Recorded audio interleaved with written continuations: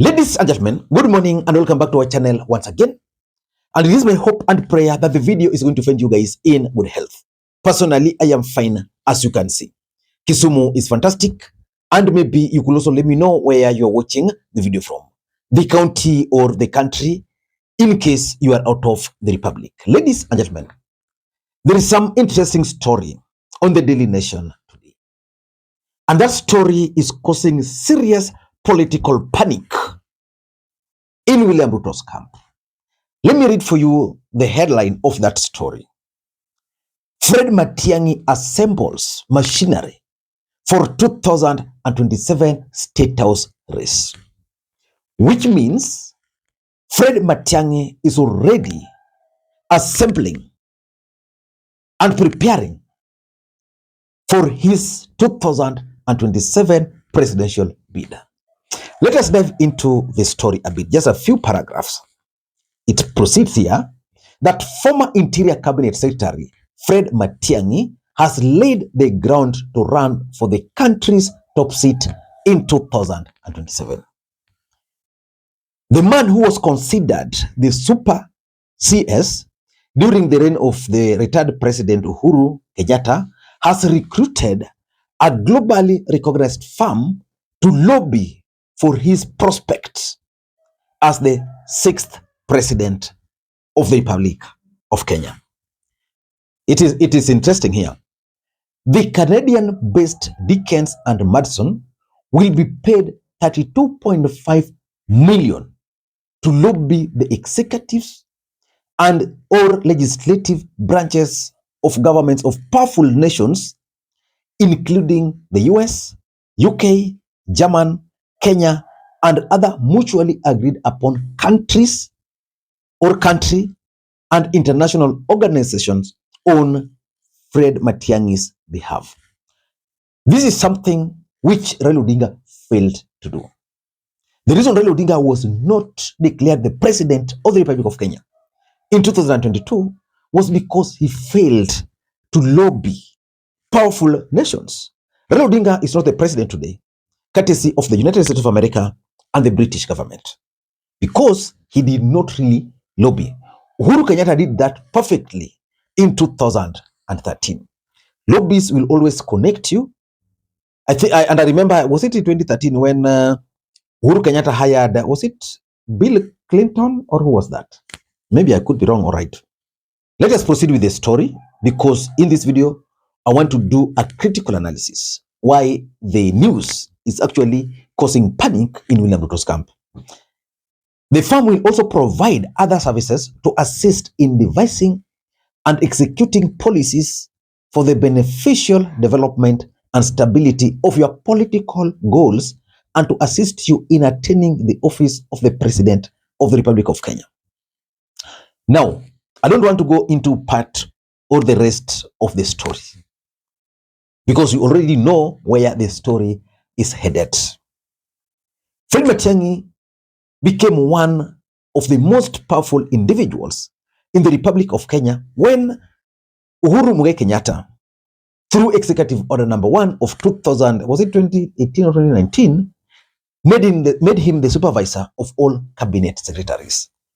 That move made Matiang'i the second powerful individual in the Republic of Kenya, because William Ruto did not have much power. Just like today, Rigathi Gachagua is a deputy president, but we are seeing Musalia Mudavadi executing most of the works. In this video, I want us to do that critical analysis. But before we do that, for those who are watching this channel for the first time, please take a second or two, click that subscribe button so that next time we produce a video like this, YouTube will automatically notify you. And to the subscribers, I want to continue thanking you guys for your continued support, because without that support, this channel cannot be where it is. Ladies and gentlemen, without any further ado, allow me to dive in. But again, before I dive in, allow me to also take this opportunity to introduce you guys to Lemfi. Lemfi is a mobile money app for users in the UK, Canada, and the United States of America to send money back into Kenya. They offer the best exchange rates, and the money will be delivered instantly into M-Pesa accounts, Airtel Money, and of course, if you want, directly into your bank account. You can use the link in the pinned comment to download the app. Ladies and gentlemen, how many of you believe that the entry of Fred Matiang'i into the presidential race is definitely going to cause disruption within the political setup? You're saying people say it. No. Did you want to run for president in this election? I've had, let me tell you, I've had and actually I am flattered, when a lot of people ask me why I didn't run for president or why I should run for president. I've had this and I'm sincerely flattered and I thank those who think that way. But as I said to you, and I think it's good to also respect my views because I am also an individual human being.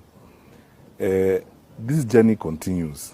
It hasn't stopped. I may have deferred some of my ambitions to be able to do what I am doing right now and to continue to do the things I need to do. But we continue on this journey and on this trajectory, as it were, of public service. Whenever and wherever I am called to serve my country, I always will answer yes, because as I said before, there is nothing more noble than to be asked to serve your country. Whether you are being asked to serve your country as a watchman, as a police officer, as a cabinet minister, or as president. Because many people go through life without getting that particular opportunity. To be called to serve your country is a great thing and is a very noble thing. That's one of the reasons why, as I said, I'm really grateful to my president for the opportunity that he has given me and the trust he has bestowed. And so as this journey of life continues, I would continue to serve my country because as long as God gives me breath and as long as I have strength to offer service to my country, to my fellow men, I am going to continue serving my country. I generally believe that the future belongs to the Lord. And the Lord orders our ways and orders our steps, as it were. What we are supposed to do as human beings is when that call comes and when that opportunity arises, we rise up to the opportunity by the grace of God and do what we are expected to do. It's going to disrupt Kalonzo Musyoka's bid. And of course, the biggest casualty is going to be William Samoei Arap Ruto. Personally, I believe very strongly that Fred Matiang'i committed a big mistake by surrendering to William Ruto when his home was raided. And I did that analysis on this channel long time ago. I'm actually going to share the link to that video for those who missed it so that we don't repeat ourselves. But why do I strongly believe that the entry of Fred Matiang'i into the 2027 presidential race is going to complicate the equation for William Ruto, and that William Ruto is actually worried? Number one, as we speak in the Republic of Kenya today, if elections were to be held, William Ruto cannot win that election. But the question is, who can win that election? That is the biggest question.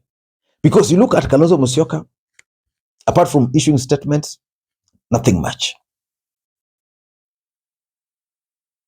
Who else? Nobody. I don't think Raila Odinga will be on the ballot in 2027. And there's the biggest factor where William Ruto will easily lose in 2027, the Gen Zs. So the Gen Zs are leaderless, they are headless. They don't have a figure, which means right now they can rally around anybody they consider credible. Because a lot of people lie all the time. Some of them now lie like a career. It's like that's what they went to school to be trained. You saw those lies yesterday.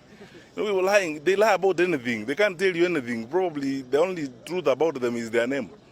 They lie all the time. It's saying things that don't exist. And partly also, by the way, people would do better if they did their job. Because if they attended the meetings they're supposed to attend, if they sought briefs from the people they're supposed to be briefed, they will be briefed effectively instead of now going to embarrass themselves in that kind of manner where you say things that don't exist. And ask yourself the question, how do police officers, especially senior police officers who are managing the security sector, feel when they see their leader lying about them? So far, Omtata has emerged, has declared his interest. But for me, if you ask me, I think it would be good for Omtata to serve the country as a senator or as a governor for Busia. Because I doubt if he has what it takes to become the president of the Republic of Kenya, because the Gen Zs are pushing him. But Fred Matiang'i is tried and tested. He has a reputation. Of course, there is that Ruaraka land scandal, but the truth is, of all the political leaders you have in the country, if you were to rate them, Matiang'i would be high. And the Gen Zs just want things to be done. They want a president who can make things work. Matiang'i has proved that. So the Gen Z factor is favoring Fred Okengo Matiang'i. And that is why William Ruto and the team are worried. Number two, Raila Odinga might not be on the ballot in 2022. Because assuming we'll go to AU, my assumption is he's likely to stay in the AU. And the moment Raila Odinga will exit the political scene, William Ruto is positioning himself to win the support base.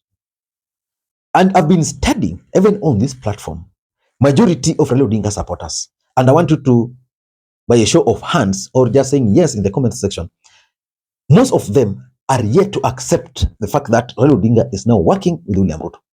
So which means Raila Odinga's move to work with William Ruto has created many orphans amongst his supporters. Because Kalonzo Musyoka has failed to persuade them. That is the honest truth. But they're also not comfortable supporting William Ruto. So right now, most of them are under the Gen Zs. They're rallying around the Gen Zs just for convenience. I'm 100% sure that that group of people can easily shift to Fred Matiang'i. Remember, for example, Matiang'i comes from Nyanza. If you were to declare his bid, there's a possibility that the Nyanza region might easily rally around him. That's a fact. The reformists in the country can easily rally around him. Those who are not comfortable, because Kalonzo is good. For me, if elections were to be held today, I'd easily vote for Kalonzo. But he's yet to convince me. Kalonzo is yet to convince me that he's serious. He's yet to convince me. So Raila Odinga support base, which was for Kalonzo for the taking, Matiang'i is going to take. And that is the reality. And if they were to take if Matiang'i were to take Raila Odinga support base, William Ruto is going to be in a big problem. Why? Mountain is already gone. He was banking on Raila Odinga support base. If 30 or 40% were to go, it's doomed. Number three, and this is something which I think William Ruto might be losing sleep over. William Ruto has created so many enemies within a very short time, within the government and outside the government. These enemies can easily rally around Fred Okengo Matiang'i's candidature. They'll provide funds. They'll frustrate, for those who are within government, just like they frustrated Uhuru's bid of supporting Raila, they can easily frustrate William Ruto from within. And indeed, that's a very big problem. Because the problem with enemies is that some of them, you share a table with them without knowing. just like Uhuru Kenyatta believed and trusted Monica Juma, while Monica Juma was the spy on the other side. Number four is Uhuru Kenyatta factor. Uhuru Kenyatta really supported Raila Odinga in the last election, but he failed to carry along his supporters. Uhuru Kenyatta, as we speak today, is a man on a mission. He wants to revenge for what he terms mistreatment by William Ruto. He's here to identify a candidate. He's trying to support Kalonzo. The moment Fred Matiang'i will emerge, I can assure you Uhuru Kenyatta will pump his millions or billions into that campaign. That is a fact. And Uhuru Kenyatta right now can easily convince the mountain to go to Fred Matiang'i's side. Because the last time he told them, follow me with Raila Odinga, they never listened. And they've been regretting. So which means this time around, if Uhuru were to tell them, they say, okay, this guy told us tuende huku, tukaenda huku, tunaumia huku. So now that he's telling us to go here, let us try that route. And lastly, Fred Matiang'i is acceptable across the political divide. Is acceptable. The truth is, if you are in UDA, you'll agree that Fred Matiang'i probably can make a good president. If you're in ODM, you'll agree. That is the fact. So I don't know what you think, but that's my take. Do you welcome Fred Matiang'i's bid for the presidency of the Republic of Kenya in 2027? Let me know in the comment section. Until that time, this is Lee Makwiny. Bye-bye.